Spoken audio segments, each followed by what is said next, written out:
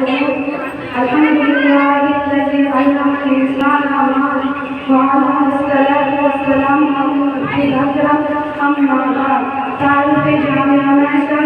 ہزاروں سال نرگس اپنی بےنوری پہ روتی ہے، ہزاروں سال نرگس اپنی بےنوری پہ روتی ہے، بڑی مشکل سے ہوتا ہے چلنے کی ضرورت کرنا۔ محترم حضرات، سامعین کرام، اللہ تبارک و تعالیٰ نے خاتم النبیین حضرت محمد صلی اللہ علیہ وسلم کو معلم اعظم کی حیثیت سے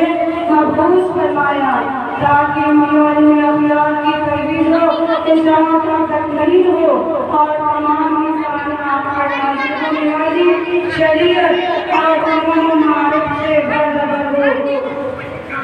جیسا کہ آپ صلی اللہ علیہ وسلم کا ارشاد ہے، کوئی سبحانہ معلوم اخلاق چنانچہ دین اسلام کی دعوت و تبلیغ کے ساتھ آپ صلی اللہ علیہ وسلم نے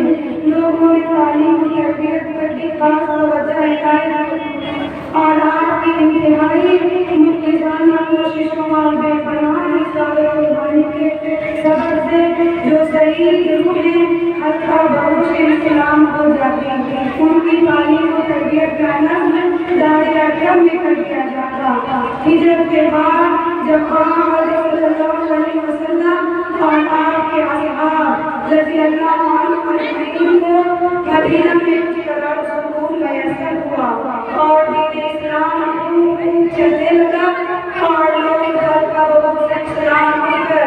کشا جان رسول سے وابستہ ہونے لگے، تو ان کی تعلیم و تربیت اور تفہیم شریعت کے لیے امامتی درجہ مسجد نبوی کا صوفہ قرار پایا۔ غرض جناب رسول اکرم صلی اللہ علیہ وسلم نے مسجد نبوی کے صوفہ پر جس دانشگاہ سجدہ توبہ کی آروائی فرمائی، اس کی شاخیں پوری عالم میں پھیلی ہوئی ہے اور دن بدن پھیلتی ہی جا رہی ہیں۔ اسی سجدہ توبہ کی ایک ابتاشا جامعہ عائشہ ہے جو الحمدللہ اپنے محدود وسائل کے ساتھ مطابق دینی تعلیم و تربیتی و ثقافتی خدمات انجام دینے کے لیے پرعزم ہے۔ اب ہم خلوص و